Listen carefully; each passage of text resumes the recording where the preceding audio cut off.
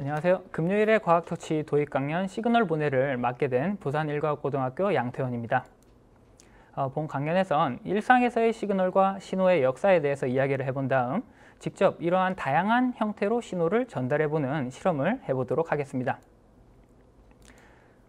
우린 일상에서 다양한 시그널 속에 살고 있습니다. 여러분들이 아침 등굣길에 들었던 음악과도 같은 소리 시그널일 수도 있고, 혹은 아침에 화장실에서 휴지가 없다고 소리치는 동생의 목소리도 역시 소리에 대한 시그널일 겁니다. 이러한 소리에 대한 시그널 이외에도 가스가 새는 냄새를 맡거나 혹은 옆자리 친구가 낀 방귀 냄새를 맡는 것과 같은 형태도 후각 시그널로 생각해 볼 수가 있죠. 이러한 시그널은 주고받는 과정이 굉장히 중요합니다. 만약 여러분들이 핸드폰을 그만 보고 방에 들어가 공부하라는 어머니의 눈총 시그널을 제대로 읽지 못한다면 등짝 스매싱을 맞게 될 것이고요. 저 아이가 하는 행동이 나를 좋아해서 저렇게 행동할 거야 라고 잘못 시그널을 해석하게 된다면 사랑의 헛다리를 짚을 수도 있을 겁니다. 이렇듯 예로부터 시그널이라고 하는 것은 굉장히 중요했습니다. 이런 정보를 전달하는 과정에 있어 조선시대에 국경에 외세의 침입이 있을 경우 그러한 외세의 침입에 대한 정보가 중앙조정으로 빠르게 전달이 되고 중앙조정에서 빠르게 대책을 만드는 것이 중요했습니다. 하지만 교통이 발달하지 않은 조선시대에는 걸어가거나 말을 타고 직접 서신을 전달하기에는 시간이 너무 오래 걸렸다는 거죠. 그럼 이를 극복하기 위한 방법이 바로 봉수입니다.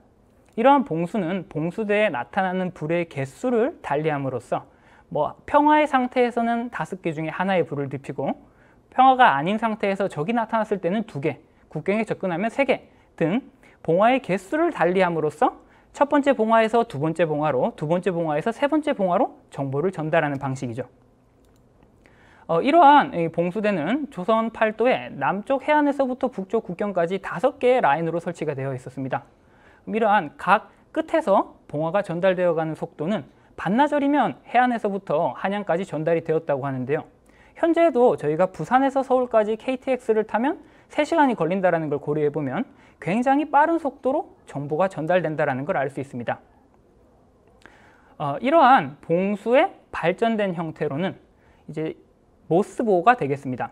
1800년대 초반 조지프 헨리라는 과학자는 이 정기적 신호의 시간 간격을 바꿔주는 방식으로 모스보호라는 전달 방식을 개발했습니다. 예를 들면 A라는 신호 같으면 딱딱, B라는 신호 같으면 딱딱딱딱 등과 같이 정기적 펄스의 차이를 둔다는 거죠. 그럼 이러한 모스보호의 통신을 여러분들은 1800년대를 배경으로 하는 다양한 영화들을 보게 되면 헤드폰을 끼고 따다닥 딱딱딱 누르는 모습을 보셨을 것입니다. 그럼 그런 신호가 바로 이 모스보호인 것이죠.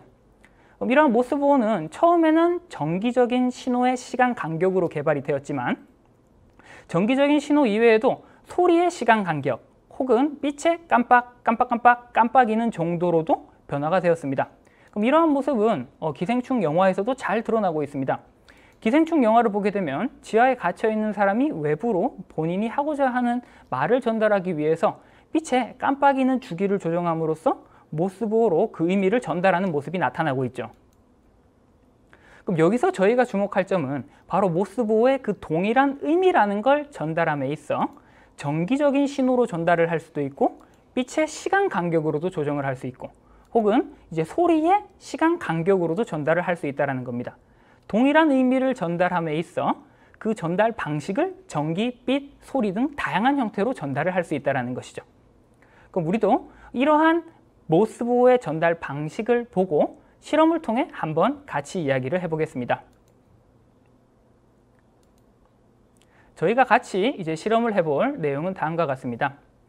송신기에서 기본적인 구조는 송신기에 발송된 신호가 수신기로 도달을 하게 되고 수신기가 받은 신호는 출력 장치를 통해서 출력되게 됩니다.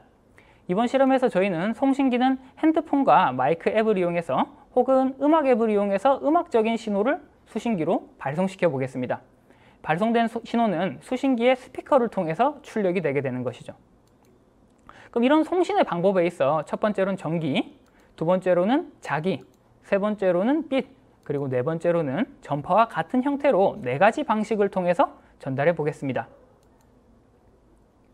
먼저 그 첫 번째 전달 방식입니다. 전기 신호를 통해 전달하는 방식은 핸드폰에서 우리가 스피커로 전달하는 가장 기본적인 방식은 전선을 이용하는 방식일 것입니다. 그 전선 중에 핸드폰에 유용하게 사용할 수 있는 전선은 옥스잭이죠. 이 오디오 케이블이라고도 하는 이 옥스잭은 핸드폰에 옥스잭을 연결하고 수신부에다가 옥스잭을 다시 연결해서 음악 신호를 켜주게 되면 그 소리 신호가 아주 잘 전달되는 모습을 볼 수가 있습니다. 그럼 이러한 옥스잭을 통해 전달되는 전기 신호라고 하는 것을 저희는 오실로스코프라는 기계를 통해서 확인을 해볼 수가 있는데요.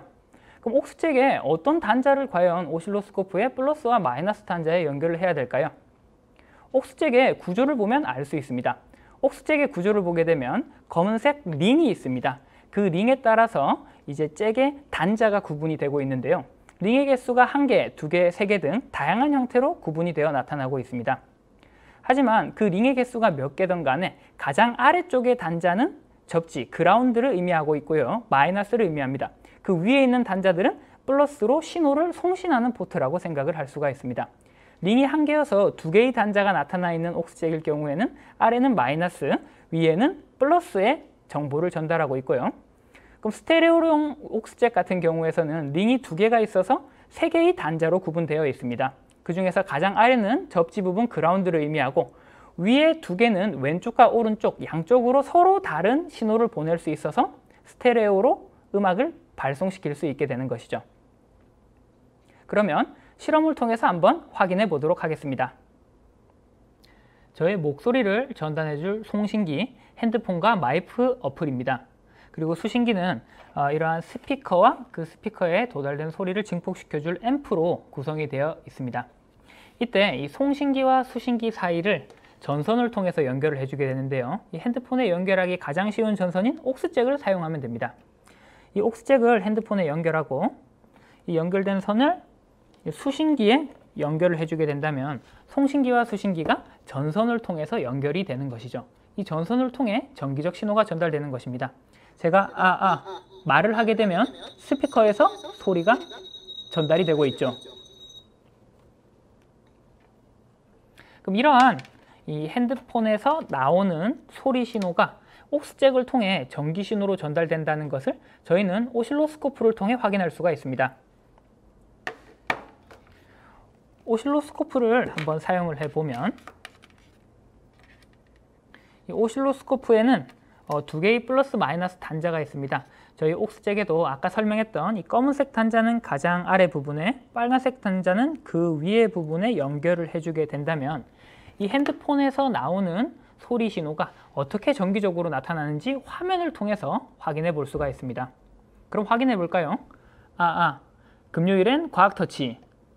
어때요? 저의 목소리가 오실로스코프의 화면을 통해서 나타나는 모습을 잘 볼 수가 있습니다. 이러한 음성 신호가 전선을 통해서 전기 신호로 변환되는 모습을 확연히 보여주고 있는 모습이죠. 두 번째 신호는 자기 신호를 통해서 정보를 전달하는 방식입니다. 저희 핸드폰에서 이제 스피커로 자기적인 신호로 전달을 하기 위해서는 이번에는 전선이 아닌 솔레노이드가 필요합니다.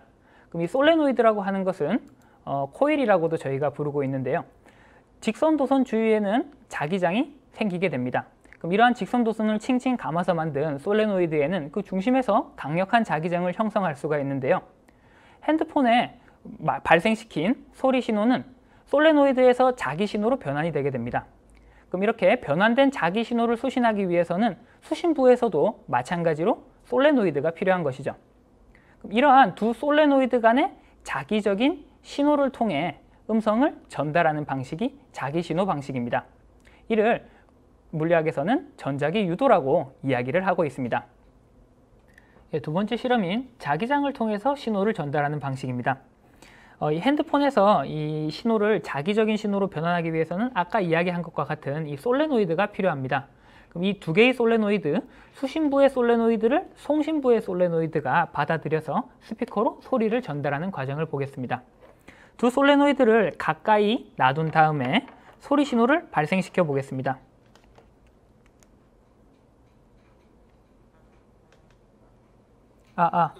금요일엔 과학터치. 제가 말하는 소리가 자기장을 통해서 두 솔레노이드에서 전달이 되는 모습을 볼 수가 있습니다. 그럼 이렇게 솔레노이드를 통해서 자기장으로 전달되는 모습은 저희가 마그네틱 뷰어 필름이라는 걸 통해서도 확인해 볼 수가 있습니다. 마그네틱 뷰어 필름이라고 하는 것은 이 자석의 자기장을 광학적인 원리로 확인해 볼 수 있는 실험 장치입니다. 여기 네오디움 자석이 있는데요. 네오디움 자석을 마그네틱 뷰어 필름 근처로 가져가게 되면 이 자석이 자기장이 어떤 모습으로 생기는지가 잘 또렷이 나타나는 모습이 보입니다. 자기장의 모습이 이 필름 위에서 나타나는 모습이 보이시죠? 만약 솔레노이드에서도 자기장의 신호를 통해서 정보를 전달한다면 이 마그네틱 뷰어 필름을 댔을 때 모습이 나타나야 될 겁니다. 지금과 같이 신호의 전달이 없는 상황에서는 아무리 솔레노이드를 갖다 대도 변화가 나타나지 않습니다.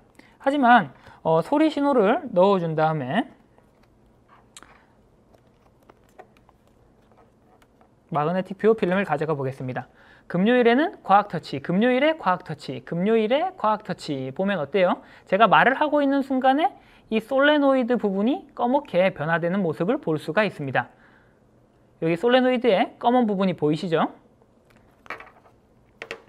그럼 이렇듯 두 솔레노이드 사이에서는 자기장의 변화를 통해서 정보를 무선으로 전달할 수 있다는 것이죠. 세 번째로는 빛을 이용해서 신호를 전달하는 방식입니다. 이때 빛을 발생시키는 광원으로서 두 가지 광원을 사용할 것인데요. 첫 번째는 LED, 두 번째는 레이저를 이용하여서 빛을 통해 음성 신호를 전달해 보도록 하겠습니다. 먼저 레이저를 통해 신호를 전달하는 방식입니다. 나의 음성 신호, 목소리가 레이저에서 빛의 세기 신호로 전환이 되고요. 그럼 이런 빛의 세기를 수신부에서 받아들이기 위해서는 빛의 세기에 따른 전압을 출력시켜 줄 수 있는 태양전지가 수신부에 연결되어 있어야 할 것입니다. 이런 레이저는 직진성이 강하기 때문에 먼 거리에서도 빛을 잘 전달할 수 있는 장점이 있습니다. 하지만 이러한 직진성 때문에 그 사이에 장애물이 있을 경우에서는 장애물에 의해 빛이 막히게 된다면 신호가 더 이상 전달이 되어버리지 않는 어려운 점이 있죠. 이를 극복하기 위해 발명된 것이 바로 광 케이블입니다. 광 케이블은 내부 전반사를 이용해서 레이저의 빛을 광 케이블 내부로 가둬 온전히 수신부로 전달해주는 방식을 이용하고 있는 것이죠. 저희가 사용한 실험에서 레이저와 태양전지 사이에 광 케이블만 연결해 준다면 그것이 바로 광통신의 원리가 되는 것이죠. 빛을 통해 정보를 전달하는 방식으로 레이저를 이용한 방식을 실험해 보도록 하겠습니다. 이 핸드폰에서 제가 말하는 이 소리 신호는 이 전선을 통해 레이저의 빛의 세기 신호로 전달이 될 것입니다. 그럼 레이저에 나오는 빛에 저의 목소리의 신호가 얹혀서 전달이 되는 과정인 거죠. 그럼 이러한 레이저의 빛의 세기를 수신하기 위해서는 저의 이 빛의 목소리를 담은 빛의 세기 신호를 전기적 신호로 바꿔줄 수 있는 태양 전지가 수신기에 붙어 있어야 합니다. 그러면 신호를 한번 전달해 보겠습니다. 마이크 체크. 금요일엔 과학 터치. 저의 목소리가 빛의 신호로 전달이 되어서 태양전지에서 수신되어 스피커로 소리가 나타나는 모습을 확인해 볼 수가 있습니다. 이러한 레이저와 태양전지 사이에는 레이저가 직진성이 강하기 때문에 먼 거리에서도 잘 도달되는 장점이 있지만 제가 빛을 가려버리게 된다면 그 순간 소리가 끊겨버리게 된다는 단점이 있죠. 그래서 그 사이에 광섬유를 연결시켜 주는 것이 바로 현재의 광통신입니다. 레이저에 광섬유를 연결시켜 주게 되면 이 광섬유 안에 레이저의 빛을 가둘 수 있다는 것이죠. 그럼 그 사이에 어떠한 장애물이 있더라도 온전히 태양전지로 수신부로 정보를 전달할 수 있다는 것이죠. 이것이 현재의 광통신의 기본 원리가 되겠습니다. 다음은 이제 빛 신호를 통해 전달하는 방식 중 LED를 이용한 방식입니다. LED를 이용한 방식은 이전 실험에서 레이저 모듈을 사용했던 것을 LED 모듈로 대체하는 것밖에 차이가 없습니다. LED로 대체하였을 경우에서는 레이저와는 달리 LED는 빛이 확산되고 거리에 따라 빛의 세기가 약해지는 단점이 있습니다. 하지만 이런 단점에도 불구하고 우리는 이미 일상에서 다양한 전등 등을 사용하고 있으며 이런 LED빛은 레이저와는 달리 인체에 무해하다는 장점이 있습니다. 그럼 이러한 장점을 이용하여 차세대 통신으로 주목받고 있는 것이 바로 라이파이라는 것입니다. 이 와이파이에 라이트라는 빛을 합성시킨 용어로서 와이파이를 켜지 않고 전선을 연결하지 않더라도 조명 아래에만 있다면 저희가 했던 실험과도 같이 정보를 전달할 수 있게 되는 것이죠. 그러면 LED를 통해 음성을 전달하는 실험을 살펴보도록 하겠습니다. 다음으로 이제 빛을 통해 신호를 전달하는 과정으로 LED를 이용한 방식이 있습니다. 이전에 레이저 모듈과는 다른 점은 오로지 레이저 모듈 대신에 LED 모듈을 달았다는 것밖에 차이가 없습니다. 아까와 마찬가지로 이 LED의 빛을 태양 전지에 가까이 가져가서 말을 하게 되면 저의 목소리가 이 빛의 신호로 전달되는 과정을 볼 수가 있죠. 스피커에서 저의 목소리가 온전히 나오는 모습을 확인할 수 있습니다. 마지막으로 전파를 통해 음성을 전달하는 방식입니다. 이때 저희가 사용할 실험 재료는 FM 발신기와 라디오를 수신기로 사용하도록 하겠습니다. 이때 이 FM 발생기는 우리의 목소리, 일반적으로 가청 주파수 0에서 2만 헤르츠에 해당되는 주파수를 수 킬로헤르츠에서 수 메가헤르츠의 전파에 얹어서 전송을 하는 방식입니다. 이때 전파에 얹는 방식에 있어서 진폭을 변조하는 방식이라던가 혹은 진동수를 변조하는 방식을 이용해서 AM, FM 라디오가 구분이 되고 있는 것이죠. 그럼 이러한 전파를 이용한 시그널을 보내는 방식에서는 가장 흔한 것이 여러분이 청취를 하고 있는 라디오가 될 수 있습니다. 뿐만 아니라 여러분들 자동차 극장에 가본 적이 있나요? 자동차 극장에서는 거대한 스크린에 영화의 모습을 상영을 시켜주지만 소리는 스크린에서 나타나지 않고 있습니다. 자동차 극장에 가게 되면 소리를 듣기 위해 특정 주파수에 라디오를 맞춰라는 안내를 받게 되는데요. 그럼 이러한 방식이 바로 영화관에서 영화의 음성을 라디오의 특정 주파수를 통해서 전송을 해주고 있는 것이죠. 그러한 전송된 신호를 여러분들은 자동차에서 라디오를 통해 수신을 하게 되는 것입니다. 다음은 전파를 이용해서 저의 음성 신호를 전달하는 방식입니다. 지금 핸드폰 옥스잭에 붙어 있는 것이 FM 발생기입니다. 이 FM 발생기는 저의 목소리 신호를 전파의 형태로 실어서 라디오에게 전송해주는 역할을 하고 있죠. 이 FM 송신기를 보면 저의 주파수가 100.2Hz라고 맞춰져 있습니다. 이 100.2Hz의 라디오 주파수를 맞춰줘 보게 되면 저의 목소리가 온전히 라디오를 통해 전달되는 것을 확인해 볼 수 있죠. 마이크 체크. 주파수를 돌려보면 수신이 되지 않습니다. 하지만 이 주파수에 맞춰보게 되면 마이크 체크 소리가 전달되는 모습을 확인해 볼 수가 있죠. 지금까지 저희는 일상에서 신호를 전달하는 다양한 방식에 대해서 살펴봤습니다. 조선시대 봉수에서부터 모스부호 그리고 차세대 통신으로 주목받고 있는 라이파이까지 그 형태는 다양하지만 송신기와 수신기 그 사이에 다양한 형태의 정보를 전달하는 큰 틀은 변화되지 않았습니다. 그럼 여러분도 라이파이 그 다음에는 어떤 방식의 정보를 전달하게 될지 고민해보는 시간을 가져보면 좋을 것 같습니다. 이상으로 시그널본의 강의를 마치도록 하겠습니다. 부산 일과학고등학교 양태원이었습니다.